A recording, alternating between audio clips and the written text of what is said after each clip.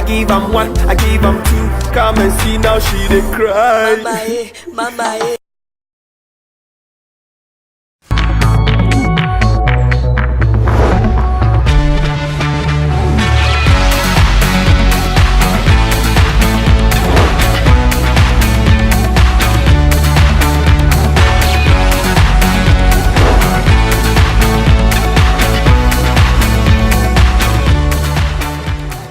Okay, you're still watching the Ultimate Sports right here on HSTV with me, Dennis Moore, and right about now, we shall be plunging onto the green turf, of course, football, and we shall be talking about the way forward for Ghana football, and of course, especially Accra Hearts of Oak. And as I told you earlier, we have a very distinguished personality, of course, in the studios. I'll be telling you about him pretty shortly. Having the studios, I mean, let me say, a die-hard phobian, so to speak, and he has actually sat down to see Accra Hearts of Oak sink.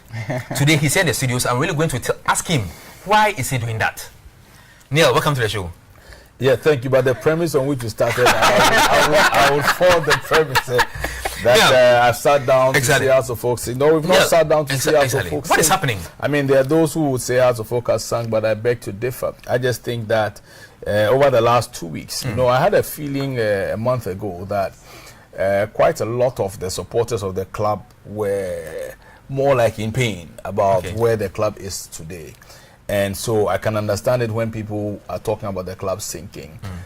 We lost back-to-back to Kotoko, which is always something that Hearts of Oak supporters, they can't take. Even one is enough, let alone two in a week. And so I understand, I would reckon that that's where maybe you're taking your perspective from. There are those who've talked about our player exodus situation. Sure. And sometimes a lack of clarity on the direction of the club. The reason why I say Hearts of Oak is not sinking is, having heard quite a number of supporters speak, I put out a statement or some communication about the next 10 years of the club and what those next 10 years could be if it is that the supporters rise up to be what they ought to be to the club. Our constitution of Hearts of Oak says that the supporters are the lifeblood of the club. Without that lifeblood, the club has no life. And when it is that the lifeblood, I mean, just imagine that you're here and your blood stops flowing, you will die. So when the blood is not flowing the way it ought to flow, you don't get enough oxygen going to the head, and then the body functions are distorted. I think that's where we are today. A lot of times supporters look at management, they look at players, they look at technical team, they look at everything else than they themselves, the supporters. Or we look at everything else than we ourselves, the supporters.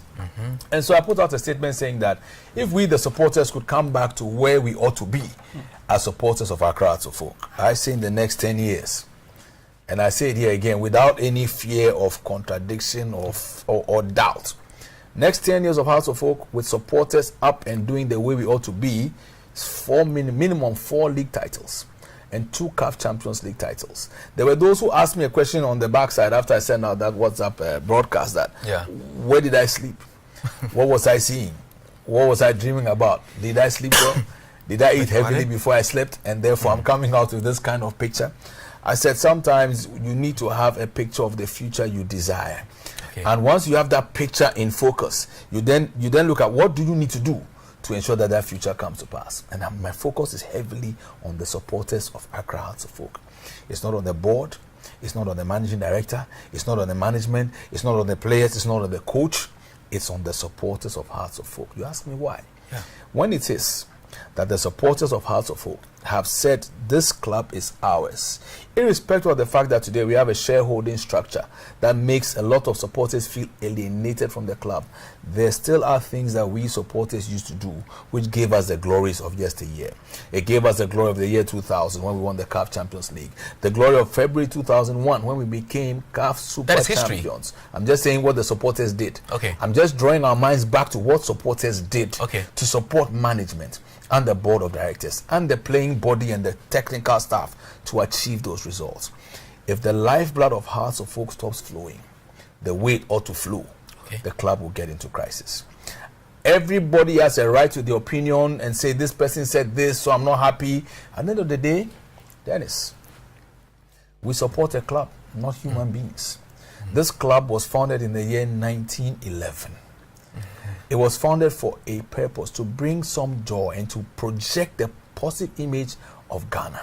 For me, once that purpose remains and the tradition of the club, or the tradition on which the club was founded remains, there is no reason for us as supporters to remain dormant. Yeah, let me ask you this. Yes. We are in 2018. Yes. And I'm asking you, what is the problem of Hearts of Oak in 2018?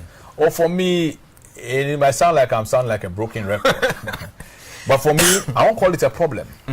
I'll call it a situation where Challenge. we as the supporters have more or less stepped back. We've stepped back. Some people feel for good reason. Let's that's be it. frank. It's about I'm the saying shareholding thing. Yeah. But the thing is, yeah. even when it was that the shareholding we see today was not in place, there was a shareholding structure of Hearts of Oak. People forget. That was traditional. So there was traditional, but it was held in the hands, of 5 persons, including Mr. Tuahoy, including Professor John Evans Atamios of blessed memory, Exactly. Amwakwata of blessed memory, and 2 others. So at that time, the club still was Sporting Club Limited. But a lot of the time, the chapters were involved in the decision making, electing the board. So the chapters and supporters felt that they were a part of this club. I think that's the part that has changed, for which reason quite a number of chapters have gone silent. They've gone inactive. But I'm saying that, how do we become relevant in the current dispensation? That there was a dispensation where chapters were the ones who decided who was on the board of directors. Today is not the case. Yeah. Today is the shareholders who decide who is on the board of directors. And what are the shareholders? So all the shareholders are, there are some major shareholders. Sure. Strategic African Securities, all right, owned, I understand, largely by Togbi Afwede XIB. And then there's Strategic African Initiatives. Okay. Between these 2 entities, they hold about 69% of the club shares. The remaining 31% is held by other individual and institutional people. For example, Frank Nelson. He's the 3rd highest shareholder, a member of the board of directors of Hearts of Oak. The others who own a little bit, 100,000 cedis worth, 100,000 worth, and then there are those who own a little bit. So that's the shareholding structure. So the question to supporters of Hearts of Oak and chapters of Hearts of Oak is, how do we become relevant in the current dispensation? In the previous one, the relevance was clear. Every annual general meeting, the chapters would gather together with the board of directors and other stakeholders. And largely, the majority of that annual general meeting were chapters. They will vote for who becomes the board members of Accra Hearts of Oak. So that was it. Apart from the other things that chapters did, this was where the chapters felt they drew a lot of strength. So if you need to become a board member, you need to approach the chapters, lobby the chapters. So once you lobby the chapters and become a board member, anytime it was that you were going in a direction where the chapters felt you could be going in a different direction, you have to come back to the chapters. They could hold you to it. Today, that's not the case. So the question is, how do you become relevant? There are those who say that we've contributed over the years, we've bought players for the club before, because it's true. Chapters have bought players for the club before. Chapters have contributed immensely to the success of Hearts of Oak. I was National Chapters Committee Chairman. I had a chairman, Atukwe Green, in the year 2000. We did so much the team. There were times we had differences with management. We said, look, this is what we don't agree with, but for the sake of unity and a united focus, the fact that Accra Hearts of Oak, founded in 1911, has not won a continental clubs diadem, we needed to come together and say, look, put aside the differences and let's win this thing for Hearts of Oak and for those of us who were in leadership at the time. And we won in 2000. We're the most dominant force in Africa in the year 2000. You say it's history, but we've done it before. So we came to 2004. I was National Chapters Committee Chairman. Same thing, I'll go on air and have a fight with Thomas Okine in a very civil manner. It was more on issues rather than throwing invectives and insults. And that's where I have a challenge. Where you differ with a management member, project your points of difference, all right, in respect. But when you surround it with insults, I mean, you think of it, Dennis. If you are going astray, and I wanted to draw your attention to where you're going, which is not right. That's right. If I surrounded my suggestion with insults, would you take it? No, I wouldn't. So that's really where I think we need to look at in terms of the suggestions and recommendations that we give to our management and our board members. But going beyond that is relevance. We are in a shareholding dispensation. That's what I call it. Every era with this dispensation. In 2011 or thereabouts, shares were floated. for one reason or the other, supporters of Hearts of Oak didn't patronize it the way it was anticipated. The club was in a situation where it needed recapitalization. Exactly. So the board at the time, headed by E.M. Komodo Mensah, came up with the idea that why don't we open up the shareholding of this club to our supporters? They're so passionate about the club. Let's bring them in. Let's involve them. Sadly, supporters didn't take up the shares the way it was anticipated, and there was a postponement of the expiry of the date for the initial purchase of IPO. That's right. That was postponed. I think it was postponed the second time. I stand to correction. But by the time the second postponement or thereabouts was about due, the board of the club said it wouldn't do for a club of Hearts of Oak standing and stature to float shares and not succeed. A club that prides itself on having so many millions of supporters, you need to raise 10 million Ghana cedis. You can't even raise a quarter of that 2.5 million, which was the threshold. And so in step Strategic African Securities and Strategic African Initiative, who by the way were also brokers of the exactly. So I think that there was common interest. The brokers needed to get this thing through, and Hearts of Oak wanted to also get this thing through. And that's how we have the shareholding today. But I say, at the last annual general meeting, an announcement was made. There is going to be a rights issue. Rights issue meaning those who already hold shares in the club are going to be given an opportunity to buy more shares, okay, to the tune of 30 million cedis. But on the same floor of the annual general meeting, it was announced that for those who have no shares at all as of today, there will be another 30 million cedis worth of shares floated for them to purchase. And for me, that's really where my question of relevance comes in. That as we discuss, as we complain, as we whine, as we cry, there is an opportunity to go beyond crying. There's an opportunity to go beyond whining. There's an opportunity to go beyond castigating people that you believe are responsible for where we are today as a club. And that opportunity is purchasing some of the shares to be freshly floated. So my call to Hearts of Oak supporters is, yes, we've done it before. We've done so much in the past. Can do it again. You see, the good book of the Christian says that forgetting that which is past, I press on, all right, to the upward calling. So for me, it's going to another level. It's your 100 CDs, 200 CDs, 300 CDs, 400 CDs, whatever it is that you can start mobilizing from now. I understand that the shares are going to be floated in the first quarter of next year. That's January, February, and March. That is the opportunity. That supporters of Hearts of Oak can collectively raise 30 million Ghana cedis and own a stake in the Hearts of Oak of 2018. It's not the Hearts of Oak of 2004. It's the Hearts of Oak of 2018. That is the Hearts of Oak that we want to be part of. I hold shares. So when the rights issue comes up, I'll look to buy shares according to the percentage that I hold. If there are people who don't buy, I would look to buy more. So I am stocking up. I can't call myself too wealthy a person, but then it's with an eye on the future and a desire to have a stronger voice in the direction of the club. That is what I'm doing. And that's what a lot of other friends of mine who already hold shares are doing and waiting for. But beyond that, those who couldn't buy in 2011, it's time. They have the opportunity. They have the opportunity. Let's get ready to invest in our club. Forget that you have a difference with Mr. So or Mr. A or Mr. B. Forget that you have a difference with the MD or with the executive chairman. This is not about them. This club was built on the backs of millions of people. And that is the tradition of Accra Hearts of Oak. It's a club that's owned by millions. In this case, if you come to a share flotation, maybe to be tens of thousands, hopefully hundreds of thousands. But however many of us can gather these resources, all right. And I gave a simple calculation that if you had 30,000 people, and each of them on average put 1,000 cedis in there, some higher, some lower, you've got 30 million. So 30,000 is what? It's 3/4 of the Accra Sports Stadium. That's 30,000 supporters. So you go to the stadium, 40,000 capacity, 3/4 full, 3/4 full of that stadium. Average 1,000, some 2,000, some 500, some 300. Let's average it there. They will hope to buy those shares, 30 million cedis worth of shares.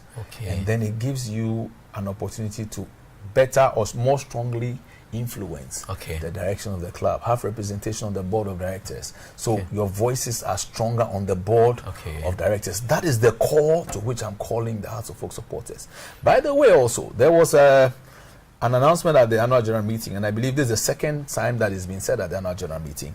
There are some supporters who have taken issue with the executive chairman. Yeah. And I sometimes I wonder why, you know, because this is a club that's being primarily funded by him. Yes, in the current dispensation, there are loans that are being contracted, but they are being contracted at as low an interest as possible in our current collateral. Okay. So we need to also understand that angle of what Togbe Afede the 14th is doing. He advancing loans to a club, no collateral, and yet believing that there is a future.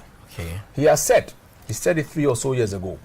Those who feel they want to also get involved and come on board. But he knows they don't have, they don't have the... No, it's not about knowing anything. It's not about knowing anything, Dennis.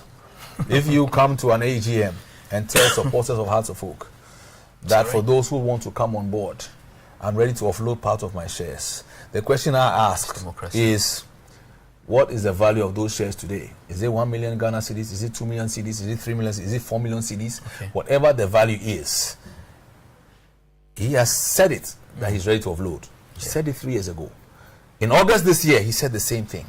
Those who are ready, I'm ready to offload. And I understand, I wasn't at the AGM, unfortunately, I wasn't in town. But I understand there was a standing ovation when he said this. Beyond the ovation, right, is action. A Hearts of Oak person wakes up and says, Toby, I want to take up your offer to offload some of your shares so that we share the burden. He's carried a heavy burden for so many years. And we need to acknowledge that. A lot of times people talk and I say, do you know what it takes to raise this kind of money? Yeah. All right? So let's not disrespect the contribution of SAS and SAI. Let's see it in the context of a club that needed money at the time and the companies were ready to front it, albeit for some commercial terms. So now the opportunity is there also. Beyond the 30 million next year, there is an offer, verbal albeit, that you want to own a stake in this. Even before then, I'm ready to offload the shares, part of them or all of them. Okay. For me, House of Folk supporters, therefore, it's a challenge. Look, if you want to take 50% of the SCS and SAI contribution, what's the value? 1 million, 2 million, whatever it is. Come into some conversation with SCS and SAI and say, we want to take half of your shares off you. How much does it cost? 2.5 million, 3 million. You bring up the money, you pay. You think House of Folk supporters can't raise 3 million Ghana cedis? A club that prides itself on being supported or have some empathy in the house of 10 million Ghanaians. Okay, Papa Neil. This is too possible. Exactly, it's too possible. And I want to call the minds of that it is possible. We've walked in the shadow of the money is plenty. Listen, there is money and there's money. 3 million Ghana cedis is not $1 million US. We can do this if you are ready to do it. But no, we've actually heard these things so many years back. I mean, it's not for me. Maybe some other people. Okay, Scott, this one says, Papa Neil, how can we get us back to Champion Cup winning ways? Buy the shares and control what happens in the club, guys. For me, it's like a broken record. Let us buy shares in this club and become part of the decision making of our club. Okay, what is the difficulty in getting proper structures that works in place? But this from Kanda, from Asosa 91. But even before I come back to that question, Sammy, do you have anything to add? Yes. I want to ask you too. A lot of questions. Sammy, he always gives me trouble. Sammy, just hold your breath. Remember, we are also live on Facebook, on Ultimate Sports HSTV. We are live, so just log on and watch us live on Ultimate Sports HSTV. Yes, Sammy. Okay, so what? Great. I love Neil. I mean, look, I'm a marketing person and I learn a lot from Neil anyway. But I hold no prisoners today. So definitely I'm going to give him questions that Hearts of Folk people, Hearts of Folk faithfuls are itching to ask him. First and foremost, what do you think culminated to the fact that people were simply reluctant to buy the shares when it was floated? I was, there was a program put together by the board at the time to educate supporters on why we needed to go into a share flotation. I think that program didn't work the way it was originally anticipated. So supporters didn't quite understand why they should buy the shares. And that's why we were on the brink of failing with the initial purchase. So do you agree with that's why I think that we got into that situation. Do you agree with certain sections of the Hearts of Folk fans that in terms of education, the people managed at that time actually failed to actually? Well, for me, I am a futuristic person. I call myself an unrepentant optimist. And I also find it a bit difficult spending too much time in the past. Okay. I always say, what is past is past. All right? There's some people who say that hindsight is 50-50 or 100%. That is, had you known, you are always correct. So what is past is past. For me, it's learning from that past. And the learning from then is, at the time, we didn't patronize the shares. Now another opportunity comes. We are not going to let the opportunity go. We should not let that opportunity go. So rather than say those who were money at the time did or didn't do well, it's neither here nor there. Whether we judge it that way or not doesn't put shares in the hands of supporters. What will put shares in the hands of supporters is that next first rotation of shares. It's also that rotation of shares or that part of the supporters that say, we want to offer our SAS and SAI some relief in the burden that they've been carrying for all this while. They've carried a burden worth about 1.7 million Ghana cedis at the time. My understanding is that the value of the shares may have appreciated over time, and it's around 5 or 5.1 million. So if, for example, we went up to SAS and SAI, as in Strategic African Securities and Strategic African Initiative, and said, we want to take up the verbal offer made by the representative of SAS, SAI being our executive chairman. I want to buy half of those. Either we buy off SAI or buy off SAS, come into some negotiation, and then we purchase. That takes 30+% off SAS or SAI, and then puts the burden on other supporters to fund the activities of the club. That for me is where the future is. Okay, so I want to ask this, and I'm sure most people are itching to ask this. I mean, during the time of Harry's Accord, the structures, you will not say were so flamboyant like you put it, right? But they were delivering. I mean, the supporters were actually involved. They were really delivering. I mean, they were winning left, right, center. People were thinking that going, as it were, business-wise, floating shares and other stuff, they were expecting the club to even inch higher than that. Would you say that in that department, the people at the helm have not actually delivered? Well, for me, it's about the posture of the supporters. The supporters' posture has been that, okay, now we're in a shares flotation, or we are in a shares owner shareholding dispensation. What percentage of the shares do we as supporters hold? How strong, therefore, is our voice in the club?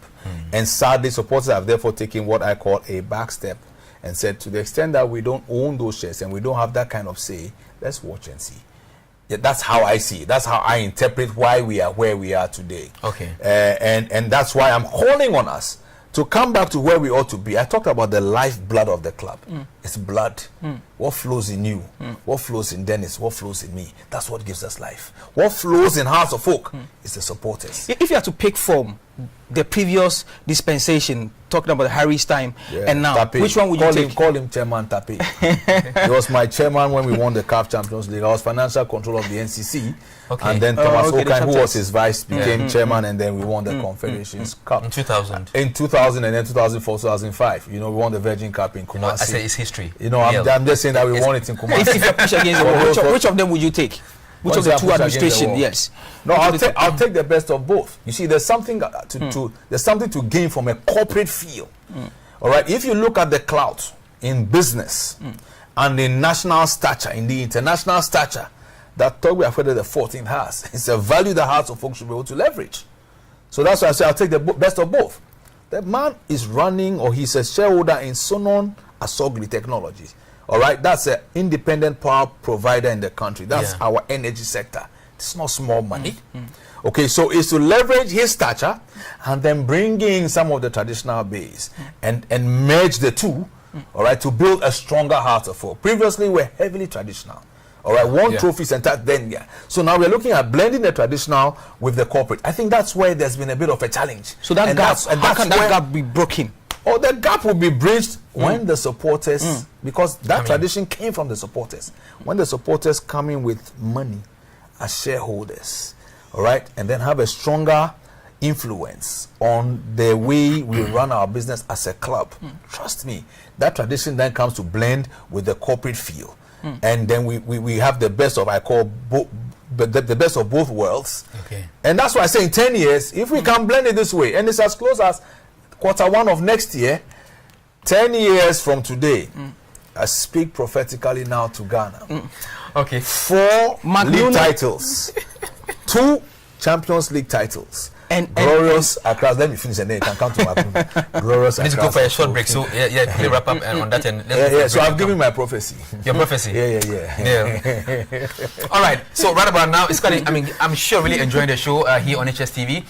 Neil Armstrong Motagwe, indeed, he really talks much, but certainly trust me, he's really making sure that he bridges the gap, of course, to making sure that all the Phobian fraternity really comes together to make House of Folk, a very, very unified, front. But on this case, let's quickly go for a short break.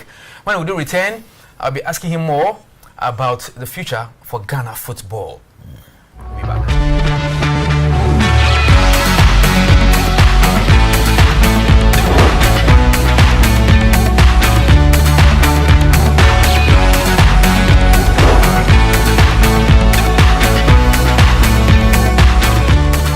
Okay, so now I'm still in the studios with Papa Neil, and we're talking issues about our crowd football. But right about now, let's plunge into some general stances, and it's about Ghana football in general. And when we talk about general football in Ghana, it's about normalization. Papa Neil.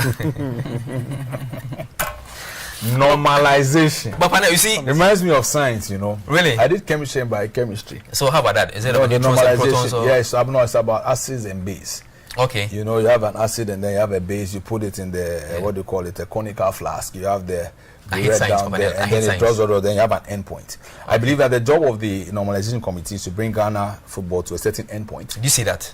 I see it. It will happen. I mean, FIFA have given them a mandate. They have no choice. But people are speaking against them, that they are not really doing what is needed. Well, the thing is, I understand they have a press conference coming up on Wednesday. Exactly. And I'm sure at that press conference we'll be in a position to better judge what it is that they've been doing. Who knows? They may have been doing certain things on the quiet. There's a very clear mandate. I understand part of the purpose of the press conference, though, is to bring some further clarity to the mandate that they've been given. Okay.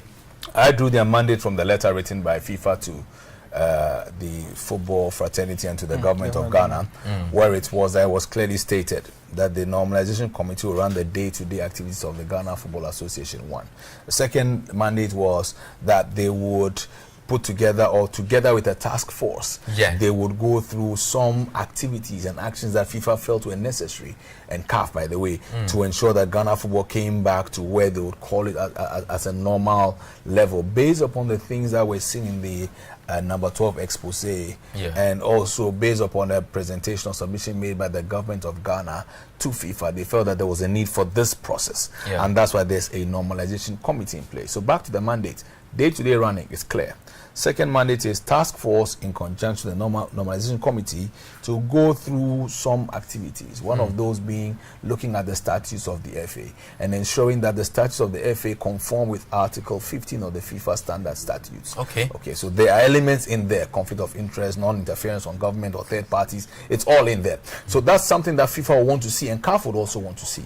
The other part of the task force is the issue with forensic audit of the accounts of the FA. So that's something that would also be engaged in by the task force in conjunction with the normalization committee. The third angle of that is to hold fresh elections to elect a new executive committee. Pause. I want to ask a question on this one. Yes. I mean, I know you for so many years. Neil, somebody just asked me, do you have interest in becoming the FA president? No, I have interest in seeing Ghana football rising to its highest level. Do you have interest in becoming FA president? No, I don't have any specific interest in becoming FA president. Once upon a time, you told me that you had... 2011, I stood for FA president. That doesn't mean that permanently the interest is there. You see, a lot of times Ghanaians get fixated on position. Okay, for me, the fixation is on impact. Okay. So it's how can Neil, how can Dennis, how can Samir? Yes. How can we all make an impact on Ghana football such that the football rises to level? But there has to be a front. You could be in a position and not deliver. Okay. And you could also be in another place and you deliver. Okay. So for me, I run a lot of management consulting projects, and it's always to look at solutions. Okay. So let's say you're not in a specific position or you're not playing a particular role on the face of it. What else could you do? Similar to what we are doing in House of Folk today. I don't hold any official capacity in House of Folk. But trust me, what I'm saying today, all right, and what I put out concerning this dream 2.5 weeks ago on the 4th of October is the reason why I believe we're even here today. Exactly. And why there's so many other media houses calling Neil. It's not because I want to be popular. I just want House of Folk to be good. I want House of Folk to be the best in Africa. Yeah. So come back to Ghana. I want our country to display the level of talent, skill, endowment that the Creator gave to us. He gave it to us. We are one of the most talented countries when it comes to African football talent. We should be at the top perpetually. Would you believe that House of Football wouldn't be counted amongst the best 20 clubs in Africa? Well, I wouldn't believe it. Why should they do that? No, by what measure? Maybe over the last 18 years, or no, like 14 years, because we won the CAF in 2004. Yeah. So 14 years. But if you want to look at of all time, okay, House should rank somewhere in there. Really? Nicely in there. But you see, again, like you said, I'll borrow your words now. That's past. We now need to look at the future. The future. You've got the North Africans dominating so much. Yeah. And yet when you look at raw talent, you look at skill, you look at passion, we have it. I think we have it more than them. Okay, so every country has what I call its comparative advantage. And one of our sources of comparative advantage as a nation is our football. It's got, just like how we talk about cocoa. Okay. Recently, we are not talking about oil. By the same token, in our sports, let's say, mix of brands, our football, all right, you go to some management science, Boston Consulting Matrix. There's something we call cash cow. And then there are those that are like the followers who depend on the cash cow. For sports in Ghana, if you take sports as a corporate entity or sports as, let's say, Ghana Sports Limited, football will be our cash cow. Because that is what draws the attention. We can't run away from it. Boxing will be a close second. But football is clearly that cash cow. Cycling will be a close third. No. Yeah, cycling. I'm not sure. I don't want to disappoint. I bet to differ. So you see, so if it is that we look at it from a point of strategic thinking, that football is a source of comparative advantage. And I always love this picture that I remember was painted when we went to the 2006 World Cup, when we lost to Italy in the first game, and we beat Czech Republic in the second game. 2-1. 2-0. 2-0. And I was traveling with some friends from Germany to England. We were going for a meeting in London. And we got to the airport, and the immigration officials in Frankfurt, I think it was Frankfurt that we took the plane from, they saw us wearing Ghana paraphernalia jerseys, and they said, Ghana? He said, yes. He said, good team. Look, they hardly ever searched us. Yes. That is the power of football. It's a source of comparative advantage. Look at what Asamoah Gyan is doing with his investments, from what he's earned out there, from China, from the UAE. He's earned, and he's investing in our country. What is wrong with Ghana football now? Say again? What is wrong with Ghana football? No, I think that it's about leveraging the potential of our football. That's where we need to focus. Okay, if that's my direct answer to your question. It's not about saying this is wrong or that is wrong.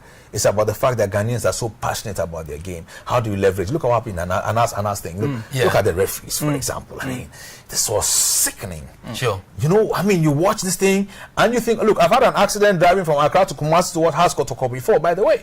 And so I imagine, and that day my mom said, don't travel to Kumasi. And I said, oh, Mama, House Kotoko and Kumasi, I can't miss it. Imagine that Neil is driving from Accra to Kumasi. I get to the Diesu crossing where there's the railway crossing, and it was raining, and I think a guy behind me didn't quite have good vision, and he knocked the back of my car. Not too hard, but at least it requires some repair. And I get to the stadium, and apparently the referee there has been fixed. I mean, the referee there has come to with a predetermined result of the game. And so for me, it cut to the heart of the fans of football in Ghana that we are spending so much and we are engaging, we have so much passion for the game. We sweat and pay gate fees. We sweat and travel, and this is what was happening. That for me is the crux of the matter. And so I salute the Referees Association of Ghana. In the actions that they've taken, there are those who are contending in court and all that. I mean, those are legal matters. Some will tell you that it has always been the norm. Yeah, but that's why, look, there's there's a funny saying we say in Ghana, every day for thief man, one day for master. I believe that the day of the master has come. It's time that we sanitize our game. Okay, and I borrow a leaf from the Bible. It says, for all have sinned and fallen short of the glory of God. I say a lot of us in football have sinned against Ghana football, and we've fallen short of the glory that our talent, our skill, and our passion require. It's time that we come back to that realization. You know, and the thing is, if you admit to it, if even you have a small piece in it, admit to it, and then see how you can communicate to the fans of the game. Without the fans, the game is not a game. Imagine a House Kotoko game with no supporters in the stadium. Imagine a House Olympics game. Imagine any game without the supporters. They are the reason why the game exists. The key protagonists are the players and the supporters. Us in management and the technical, we just like we are playing on the side. If you see the 11 versus 11 and the supporters in the stands with the colors, with the flags, with the chants, that is football. They are disappointed in us. Exactly. We should accept that they are disappointed and not posture. Admit that, look, we have failed. No, if your share in the failure is 1%, accept it. You have to admit it here. Let the referees accept their part. Let club admin accept their part. Let players who have been slothful accept their part. Everybody who is a stakeholder in football should accept his part. The next step is, what do we do to communicate to journalists, to communicate very importantly to all stakeholders especially the fans of football, that this game is going to be better than you saw it before that expose in June.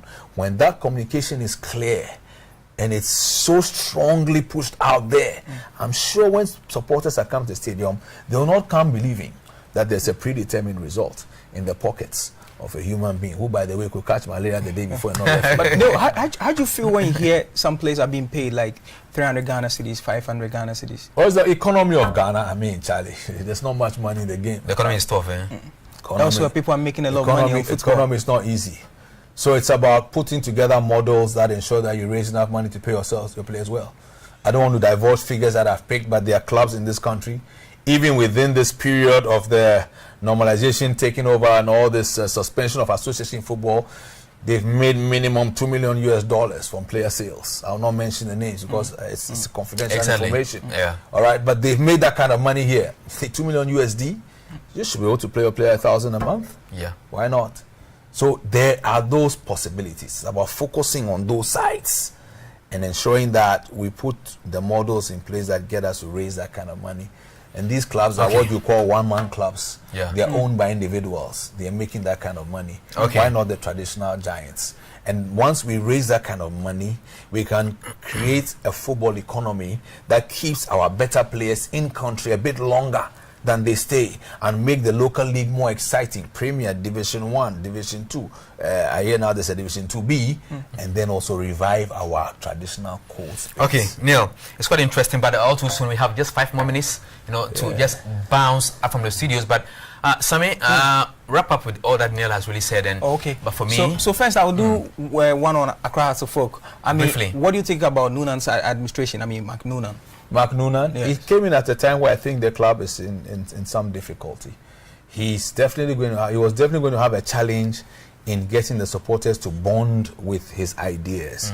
This is a club that's been used to success for 7+ years. In fact, for about 8 years now, the club hasn't won a major title. He came in and said he's not a magician. He said, I reckon he said it somewhere. Yeah. So if you want me to talk about his administration, because I'm not fully equipped with the objectives set for him by the board of the club, it's difficult to assess. Sure. But on the face of what the supporters see and say, they're expecting more. But in expecting more, you have a situation where, as we're ending the first round, 1 game to go to the end of the first round, you have an expose. Football is suspended. Who is to say that over these last 3 months, there would have been some elements of change brought into the club that will position the club at a much higher point in the league table and make supporters have a good feeling about Mark Noonan. What you say to it's difficult to judge him in that respect. What do you say to proponents that says that Mark Noonan was probably not fit because the Ghanaian terrain is a bit different, business-wise, in every aspect all the way, as compared to where he lives, where the structures are there. So that's how come normally he comes out to apologize, even when he makes certain comments here and there. What do you say to people that says that it was a misplaced kind of, I'm trying to use a better word, but you shouldn't have given him that portfolio? What do you say? Well, at the end of the day, it's the responsibility of the board of Hearts of Folk to take decisions that they believe will be in the best interest of the club. Was it a good decision? I'm not the person to judge that decision. I'm not versed with the financial situation of Hearts of Folk, for which reason the club believes that it can fund or finance a foreign managing director. I don't have that information. Exactly. I just trust in the judgment of the board of directors. If at any point in time the board feel that this decision, all right, is inimical to the future of the club, I'm sure they will revise it. Okay. But I'd like to reserve that decision out of respect for the board to the board of directors. No, you're a marketing person. My final one. My final one. You're a marketing person. You're a marketing person. What do you think? What do you think? I mean, look, clubs like Hearts of Folk, they should be it should be so easy with their brand, the brand record alone, the things they've done previously. What do you think is not helping them get sponsors? What can they do to get sponsors? It is the bond and the energy that the supporters bring to the club. I believe that in spite of all our challenges, if supporters will rise up once again and say, look, in spite of our differences, let's show to the world that this club has supporters. It doesn't take too many of the supporters to get that done, and start engaging in activities that bring a positive feel around the club, irrespective of our differences with our management, with the board.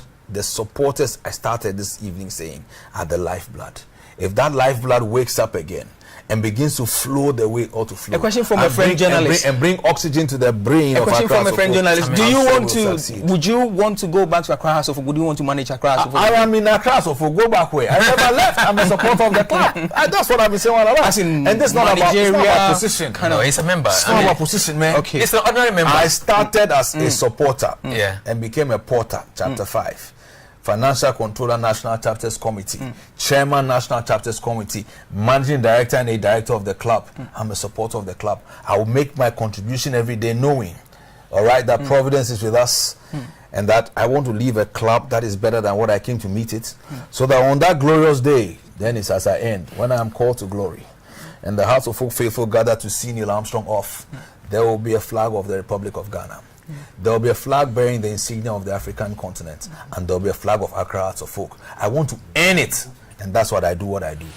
Okay, all right. So quite an interesting edition, of Ultimate Sports right here on HSTV, and it's been quite exclusive here with Neil Armstrong Motagbe, and I'm sure we'll be having him some time to come again right here on the show. But I'm so also immense thanks to my co-host Same Ofosohene. Okay, so but Neil, we are leaving. Are you afraid of Kotoko? I'm afraid of nobody. House of Folk fears no one. We are the oldest existing club in the country. Nabu Nabuni. We've won the CAF Champions League. When we hadn't won it, also you haven't won before. Now we won it. We won the CAF Confederations Cup at the expense of our arch rivals. No, in no better place than Kumasi. We were Super Cup winners in 2001. We won the league title 6 times consecutively. Record in Ghana football. Look, this club has a history and a tradition, and I keep reminding myself on it, not only to comfort myself, but to energize myself that we've done it before. On that note, we say bye-bye to whoever actually made the show quite a very memorable one. My name has been Dennis Moore. Of course, let me say next thanks to Sammy once again, and of course Neil Armstrong for gracing the show. And let me say also to all the guys behind the scenes, Wasiru and his crew. I also really admire you so much for coming through to make the show what it is. The show was live on Ultimate Sports HSTV, that is on Facebook. Until then, of course, come again sometime on Ultimate Sports here on HSTV. Say bye bye. Mama eh, mama eh, mama eh, mama eh, mama eh, mama eh, mama eh, mama eh, mama eh, mama eh, mama eh, mama eh, mama eh, mama eh, mama eh, mama eh, mama eh.